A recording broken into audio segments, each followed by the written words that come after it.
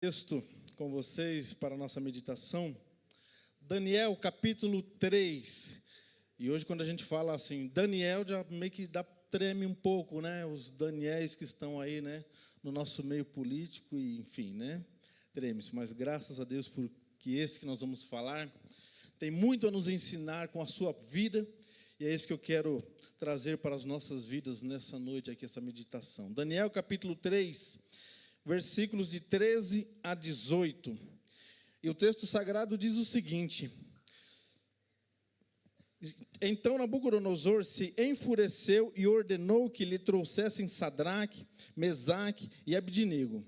Quando eles foram conduzidos à presença do rei, ele lhes disse: Sadraque, Mesaque e Abdinego, é verdade que vocês se recusam a servir meus deuses e a adorar a estátua que levantei? Eu lhes darei mais uma chance de se prostrarem e adorarem a estátua que fiz quando ouvirem o som dos instrumentos musicais. Se, contudo, vocês se recusarem, serão lançados de imediato na fornalha ardente. E então, que Deus será capaz de livrá-los de minhas mãos? Sadraque, Mesaque e Abdinego responderam: Ó Nabucodonosor, não precisamos nos defender diante do rei. Se formos lançados na fornalha ardente, o Deus a quem servimos pode nos salvar. Sim, Ele nos livrará de suas mãos, ó Rei.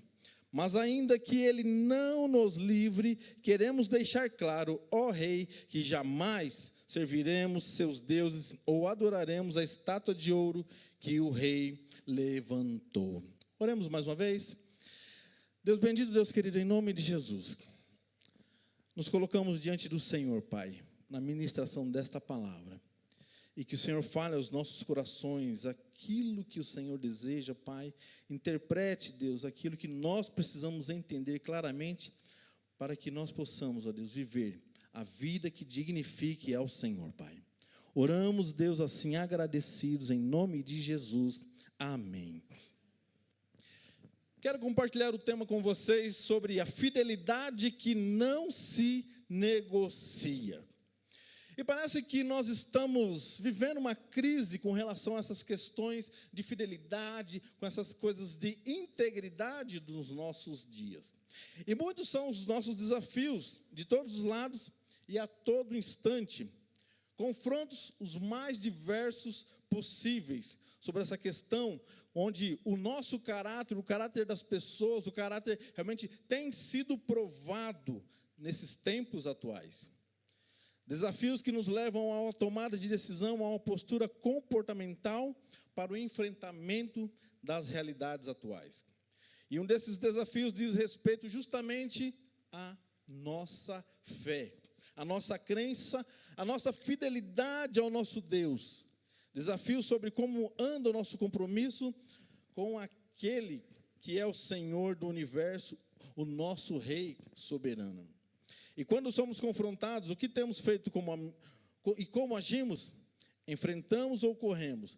Demonstramos a nossa fé ou simplesmente não tomamos nenhuma atitude? Ou então, ficamos em cima do muro. Um pouco dessa realidade que nós estamos vivendo hoje. E somos confrontados diariamente. Talvez você tenha sido confrontado esta semana na tua empresa, lá com os teus amigos, na escola, ou onde quer que você esteja, algum momento você foi confrontado. Um desafio foi posto sobre a sua integridade, sobre você manter realmente a sua fé viva, a sua fé realmente realçada, a sua fé firmada em Jesus Cristo, sem ir de um lado ou para o outro, sem ficar titubeando, sem ficar em cima do muro, mas tomando a postura que realmente se esperava de você como servo do Senhor. E por falar nisso, o que significa então fidelidade?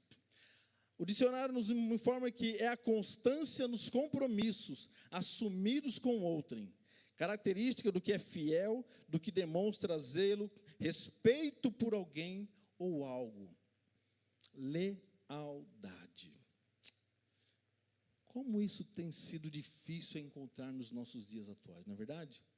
Como isso realmente tem sido algo complicado de se ver.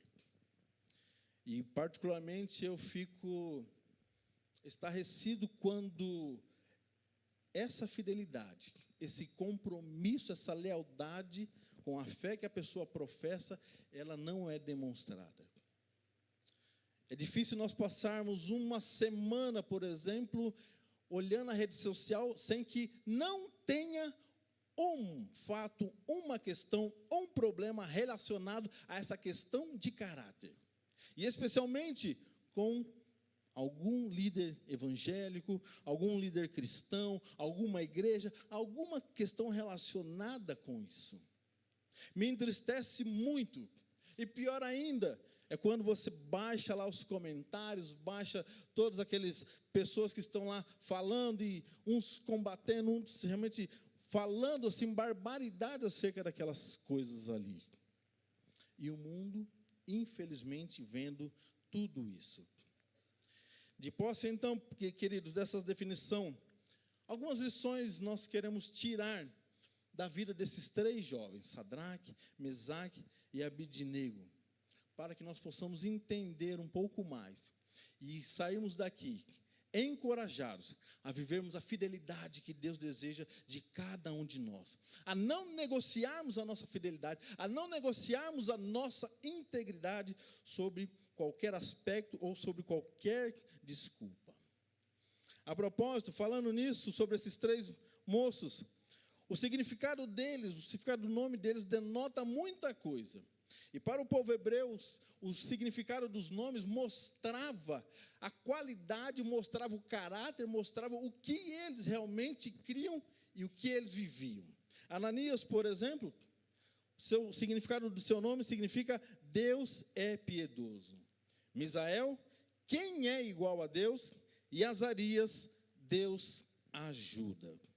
É óbvio, depois, quando eles estavam lá, e como no texto nós acabamos de ler, nós vamos ver que os nomes são trocados.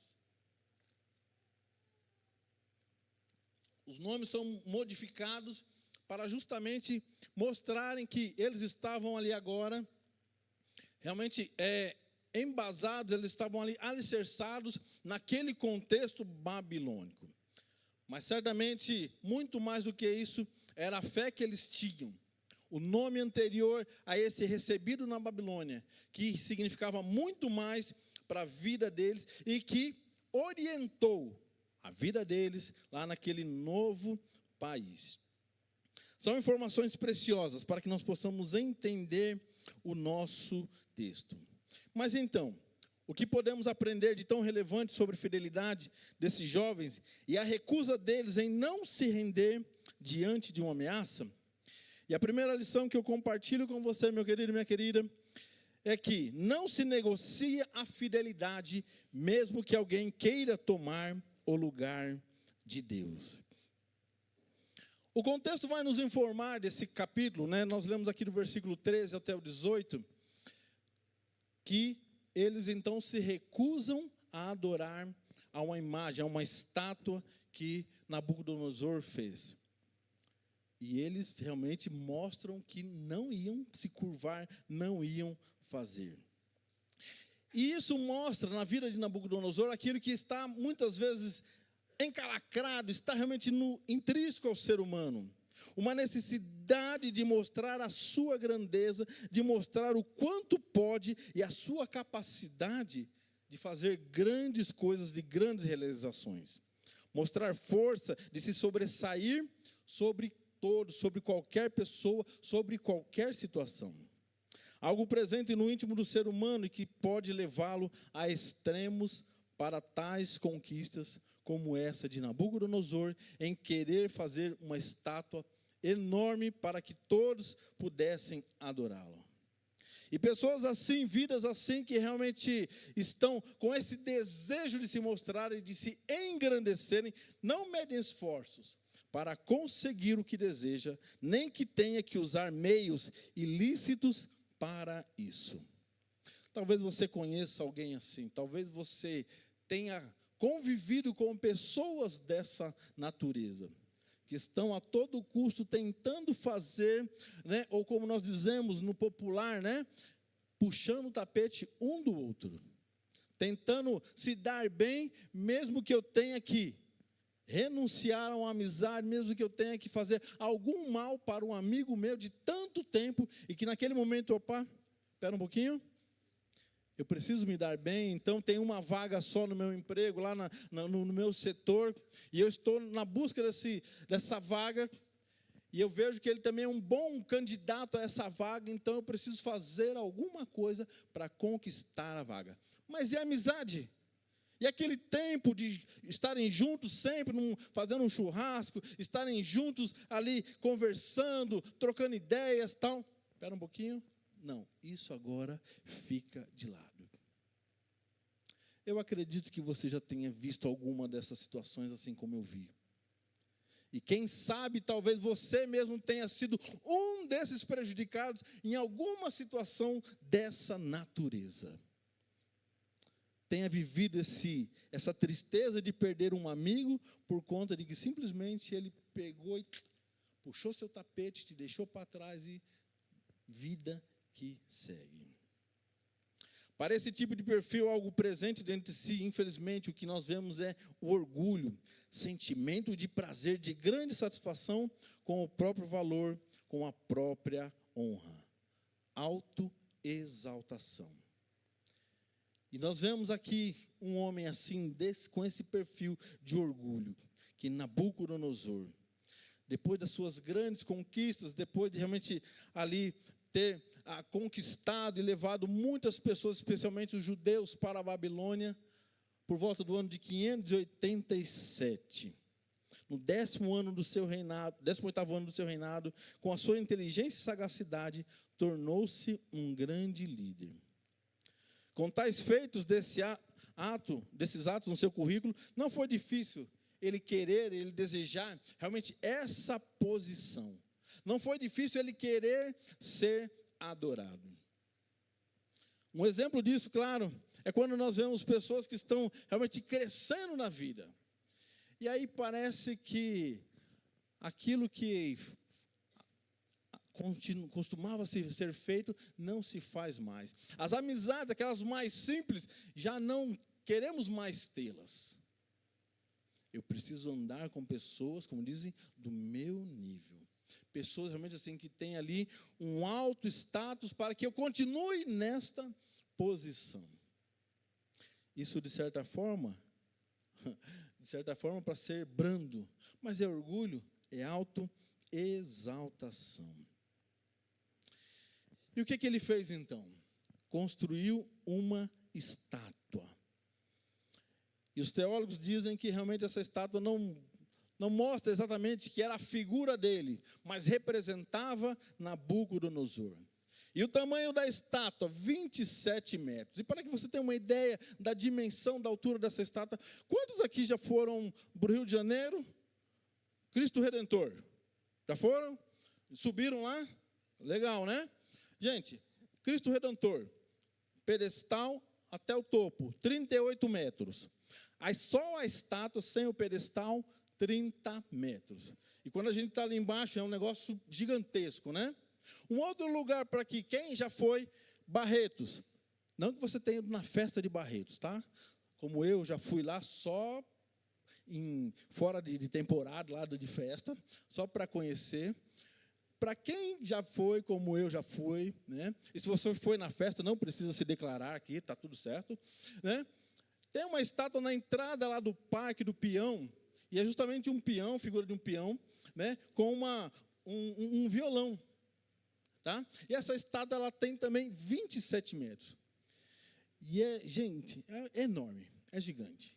E aí eu fiquei imaginando realmente essa estátua, o tamanho dela que Nabucodonosor mandou construir, a dimensão dela, para que todos pudessem ver, ainda que estivessem de longe. E é isso que ele queria. A convocação que ele faz para todos, para que pudessem estar ali, adorando e vendo e contemplando, quando os músicos, o ministério de músico de Nabucodonosor começasse a tocar, né, todos começassem a adorar. Né, começassem a exaltar aquela estátua, exaltar a figura de Nabucodonosor. Olha que interessante isso. O decreto, então, é baixado. O edito, então, é realizado, é feito. E quem não adorasse a estátua estava condenado a pagar um alto preço, pagar com a própria vida. E aí vem novamente os amigos. E aí a gente parte para a nossa segunda lição. A fidelidade a Deus que é incondicional. Queridos, sempre vai ter alguém observando a sua vida. Não pense que você é um cristão, que por você ser tímido, por você não falar nada, ninguém está olhando para a sua vida. Lê do engano da sua parte. Se você entra numa empresa, se você entra num lugar, está em qualquer local da cidade, enfim. Se você diz que é um cristão, fique atento. As pessoas vão começar a olhar para você de uma maneira diferente. Pode ter certeza disso. E foi o que estava acontecendo ali com aqueles jovens. Desde aquele momento, você pode observar lá no capítulo 1 de Daniel, quando lá muitos jovens inteligentes, com habilidades sensacionais, especiais, estavam ali para servir ao rei, que então tinham que passar por um momento ali de melhoria das suas vidas, de qualidade de vida, e foi posto à prova para que eles pudessem então ter uma alimentação especial. Daniel, Sadraque, Mesaque e Abednego, eles falaram: olha, nós decidimos não comer disso aqui, dessas comidas. Mas vocês não podem, mas nós decidimos e não queremos. E isso me chama muita atenção, capítulo 1, versículo 10, essa palavra. Eles decidiram não se contaminar. Isso é um peso muito grande para as nossas vidas. Algo forte para mim, para você, para todos nós. Diante das situações, diante das confrontações que nós temos a cada instante. E a partir daquele momento eles fizeram aquele teste que muitos aqui conhecem a história. Se você não conhece, dá uma lida lá. É muito interessante e bem desafiador. Fazem aquele teste, olha, nós não vamos ver, vamos fazer um teste aqui, um tempinho aqui e tal. Se realmente a gente tiver magrinho, se a gente tiver assim meio raquítico, se não tiver legal a aparência, ok, a gente come, tudo certo. Mas se não, a gente mantém a nossa dieta aqui, a nossa dieta judaica e segue o barco. E após aquele período ali, eles realmente estavam bem melhor. E olha que interessante, né? O texto vai nos informar que eles estavam muito melhores do que aqueles que estavam comendo ali do bom e do melhor, das comidas do rei e tudo mais. Que alimentação maravilhosa era aquela que eles tinham. Eles estavam ali, aqueles jovens, então, nesse momento ali, com o rei. Diante da Nabucodonosor. E tudo porque alguém estava observando. O texto do capítulo 3 vai nos informar que alguns astrólogos, alguns magos ali então, observando que eles não adoravam a estátua, foram entregar. Por isso que eu digo para vocês, cuidado com aquilo que você está fazendo. Tem sempre alguém te observando. E sabe o que é interessante? Voltamos ao capítulo 2, versículo 49. Esses astrólogos, esses homens que estavam ali a mando do rei, a serviço do rei, para interpretar os sonhos, para ajudar o rei, eram homens que foram ajudados por Daniel, por esses homens. Foram ajudados. Capítulo 2, versículo 49. Porque eles não haviam conseguido interpretar os sonhos. E eles suplicaram para que Daniel ajudasse, o Sadraque, Mesaque, também ajudassem eles. Mas alguns outros não queriam realmente que essa posição que eles haviam obtido, alguns privilégios de tomar conta da administração das províncias, não estivessem a cargo deles. Por isso eles entregam, por isso eles vão denunciar. E aí a gente pode entrar em vários campos, como por exemplo o da inveja. Né? Quem está te observando, às vezes está te observando simplesmente para ver aonde você cai, aonde você erra, para poder, desculpe o termo, para lascar com a tua vida. Não é isso que acontece? É isso que está acontecendo aqui exatamente. A fidelidade, queridos, ela provoca ciúmes, ela provoca inveja, muda expressões e comportamentos. Pessoas se sentem ameaçadas. Mentiras são inventadas contra você com o único objetivo de derrubar a sua vida. Acusações diversas aqueles jovens receberam de monte. A fé deles estava sendo confrontada, mais uma vez, colocada à prova. Nabucodonosor, então, diante daquela palavra daqueles homens ali contra os 3 jovens, chama eles e diz: olha, estou sabendo que vocês não estão me adorando, não estão adorando a estátua, né?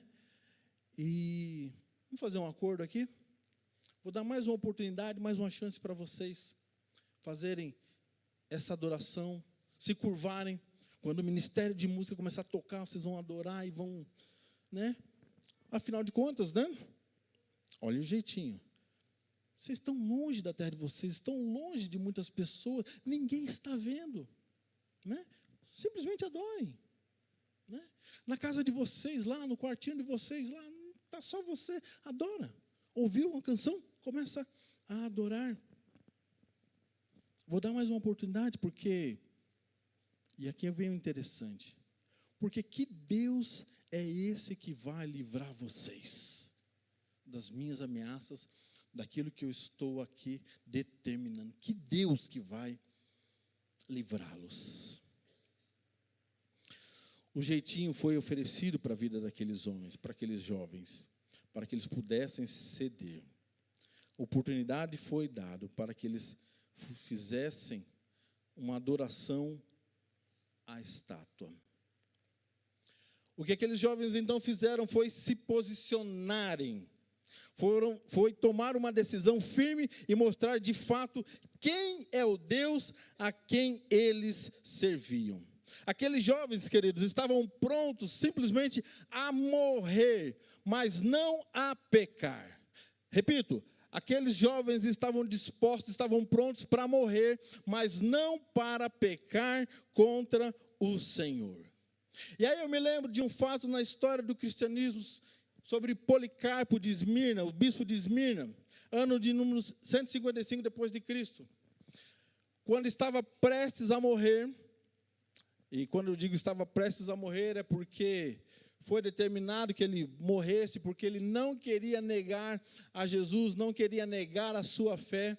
Então aqueles homens, seus inquisitores, aqueles homens que iriam matá-lo, deram uma oportunidade para que ele então negasse a Jesus Cristo. Deram mais uma oportunidade, a última. Ao que Policarpo disse: durante 86 anos servi a Cristo e ele jamais me fez mal algum. Como poderia eu agora blasfemar contra o meu rei e salvador? Essas foram as palavras de Policarpo de Esmirna. A história então conta que, diante dessas palavras, não tinha mais jeito, ele seria morto numa fogueira. E a história ainda conta sobre essa fogueira que ele não se queimava. E diante desse fato, então, que ele não estava sendo queimado, não estava morrendo ali, é determinado a um soldado que pegasse a sua espada e o matasse, então. E não para por aí. Conta-se que o sangue de Policarpo, quando estava sendo derramado, apagou todo o fogo. Um homem que não negou a Jesus, mesmo diante da oportunidade de fazê-lo. Era um homem que estava posicionado com Cristo e não abriu mão disso em momento algum, mesmo diante da morte da fogueira que estava prestes a sofrer ali. Mas então encaminhamos para a última lição desse texto que eu trago aqui para o nosso entendimento, que a fidelidade ela não se negocia, porque Deus cuida dos seus filhos e os recompensa. E por quê? Porque não há o que temer, não há como se preocupar. O Senhor Deus Todo-Poderoso sempre está e estará conosco. Essa foi a promessa de Jesus para as nossas vidas. Mateus 28, 20. Eis que estarei com vocês todos os dias até a consumação dos séculos. Amém? E Ele está com você, querido. Quando Deus age, Ele não há como não reconhecê-lo. Assim foi com Nabucodonosor, que num primeiro momento, na oportunidade dada para aqueles jovens de adorá-lo, não o fizeram. Mas num outro momento, então, quando é determinado para que eles fossem lançados na fornalha e amarrados, e a fornalha ser acesa 7 vezes mais do que o normal, a tal ponto de quem estava ali acendendo, colocando ali todos os elementos para que aquele chama se aumentasse, foram queimados simplesmente por estarem perto. Tamanha era aquele fogo naquele instante. O livramento estava acontecendo dentro da fornalha e no meio da situação difícil. Deus é reconhecido por sua manifestação poderosa através da vida de Nabucodonosor. Quando esse viu que, mas não mandamos 3? Por que tem 4 lá dentro? Quem é aquele homem que está ali? Nabucodonosor se impressiona com aquilo.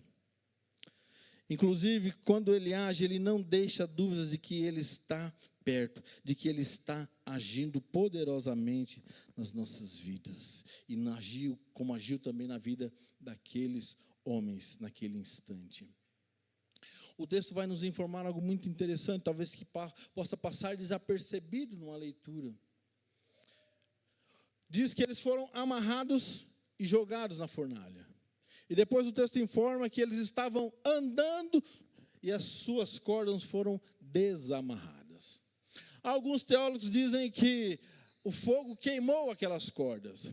Particularmente eu prefiro entender que esse quarto homem da fornalha, simplesmente quando eles foram jogados ali, desamarrou aquelas cordas daqueles homens. E por que eu creio nisso? Porque sendo jogados, eles caíram. E então, eles foram levantados e as suas cordas desamarradas. Olha o que está acontecendo. As vestimentas e o calor que matou os que levaram os jovens não foi o suficiente para fazer o mesmo com Sadraque, Mesaque e Abednego. O que nós queremos dizer com isso? Quando você é fiel ao Senhor, sua fidelidade é reconhecida. Suas atitudes falam mais alto do que as suas palavras. No mundo onde a internet, as redes sociais aí dão espaço para as nossas vozes, para falarmos o que quisermos, para mostrarmos o que bem entendemos e falarmos sobre qualquer assunto, sem nos expormos, sem haver um confronto para um debate. Talvez muito melhor do que isso é as nossas atitudes. Como eu já falei, estamos sendo observados diariamente. Os nossos confrontos estão a cada dia acontecendo. E o que nós estamos fazendo? Os nossos jovens estão passando por situações confrontosas em suas vidas. Seja na escola, na faculdade, sendo ameaçados muitas vezes de cancelamentos por não compartilhar das mesmas atitudes daqueles que não professam o nome de Jesus Cristo. E queridos, muitas vezes eu tenho chamado a atenção para esse fato, da nossa necessidade, do nosso cuidado, de estarmos orando pelos nossos filhos, orando pelos nossos netos, orando para que lá na escola, onde eles estão estudando, onde eles estão ali agregados com tantos outros e com tantos ensinamentos vindos por outras famílias, e às vezes que nós não sabemos, que nós não estamos sabendo, e por até professores, cabe o nosso cuidado constante em oração pelos nossos filhos. E mais do que isso ainda, é estarmos com eles em casa, orando, ensinando. Como faziam os judeus, e a palavra nos ensina isso em Deuteronômio, que nós devemos andar, Salmo 78 vai explicitar isso ainda mais, que nós devemos estar ensinando, andando pelo caminho, falando, ao deitar, ao levantar, em qualquer momento, falando da palavra de Deus para a vida desses jovens, para a vida dos nossos filhos, para quem quer que seja. E às vezes nós estamos sendo descuidados com isso. Lembrando sempre que essa responsabilidade é nossa. Não vai ser da escola, ela vai passar conhecimento, e às vezes, alguns conhecimentos totalmente fora da palavra de Deus. E que creio que vocês estão antenados e sabem do que exatamente eu estou falando aqui. Por isso o cuidado nosso deve ser constante, mostrando que essa fidelidade que passa pelas nossas vidas também tem que ser inculcada na vida deles. Para que em algum instante da vida deles, para que em algum momento da vida deles, realmente, no confronto que eles vão ter, eles possam saber dizer não para o pecado. Eles possam dizer não para tudo aquilo que é contrário à palavra de Deus. E especialmente observando as nossas vidas, observando a sua vida. Antigamente tinha... Quando tínhamos o telefone, né, de gancho ainda, atendendo, aquela famosa situação, quando o telefone tocava, e aí algum pai ou a mãe dizia, olha, se for para mim, diga aqui, pode falar, diga que eu não estou, não era isso? E aí a criança ia lá toda... tá. Papai falou me mandou eu dizer que eu não estou. Que ele não está. A criança tinha mais sensibilidade, né? Tinha mais caráter do que o próprio pai ou a mãe, infelizmente, né? Eu sei que ninguém aqui fez isso, graças a Deus. Louvado seja o Senhor por isso. Mas era isso. Talvez hoje haja outras formas, e com certeza as coisas se renovam, até a maneira como o pecado ele age, como as coisas erradas acontecem, elas se transformam, elas se renovam a cada dia. Mas uma coisa é certa, a palavra de Deus, ela não muda. Ela continua nos desafiando a sermos fiéis, ela continua nos desafiando a termos fidelidade, ela continua nos dizendo para falarmos não para tudo aquilo que é errado. Ela continua nos ensinando que precisamos nos posicionar, precisamos ter atitude, ainda que isso custe emprego, ainda que isso custe amigos, ainda que isso custe família, precisamos dizer não. Mas o quanto estamos dispostos a fazer isso? A dar as mãos para as coisas erradas. Puxa vida, mas eu vou perder o emprego? É isso mesmo? Pois é. Ou você agrada a Deus, ou você não agrada a Deus. Não dá para ficar em cima do muro. Ou você experimenta a majestade de Deus, experimenta o poder de Deus na sua vida, experimenta o sobrenatural de Deus na sua vida, ou você vai continuar vivendo mediocremente. Você vai viver de uma maneira que realmente o Senhor não vai se agradar de você. Como esses jovens, eu e você, nós precisamos viver a fidelidade que realmente agrada ao coração de Deus, que manifesta o poder de Deus, diante de uma sociedade que está suja, que está manchada, e que precisa de luz, e que precisa de sal, e que precisa realmente de uma maneira, um padrão diferenciado daquilo que eles têm, para que ela seja transformada. E isso está nas nossas mãos, é comigo, é com você. Começa lá na minha casa, lá no meu quarto, naquilo que eu estou fazendo, naquilo que eu estou falando, nos meus negócios, agindo corretamente. E talvez aí o mês que estamos em junho, maio, abril, tenha sido um momento para que o nosso caráter, mais uma vez, pudesse ser testado com relação à declaração do nosso imposto de renda. Mas o governo vai levar, nossa, ele não faz nada. É isso, queridos. Ele vai levar muito. Você trabalhou bastante, se esforçou, mas ele vai levar. E talvez não vai fazer nada, você não vai receber nada. As ruas, a saúde, a educação vai continuar na mesma, não vai alterar, não vai melhorar em nada. Mas não é sobre eles, queridos. É sobre o nosso relacionamento com Deus. É sobre aquilo que Deus espera de mim. É sobre a minha fidelidade com o Senhor. Para encerrar, a pessoa pode... O texto não fala de fato miraculoso, mas fala de uma fidelidade inegociável. E por quê? Porque é preferível estar na fornalha com Cristo do que estar fora da fornalha com Nabucodonosor. Quais são então os seus desafios, as suas confrontações? O que você tem vivido dia após dia? Como você tem reagido então diante de tudo isso? Qual tem sido o seu posicionamento? E por último, você tem sido fiel a Deus?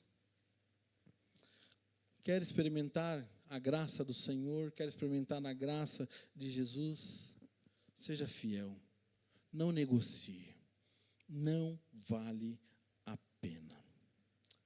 Eu quero orar com você mais uma vez e suplicar a graça de Deus sobre as nossas vidas, para que nós possamos nos manter fiéis ao Senhor, para que nós possamos manter a nossa fidelidade diante de Deus, sem ir para a direita, sem ir para a esquerda, sem ficar em cima do muro, mas nos posicionarmos diante da cruz, daquele que veio a esse mundo e seguiu o caminho determinado para ele, que foi a cruz. E como Paulo disse, né? O morrer para mim é o quê?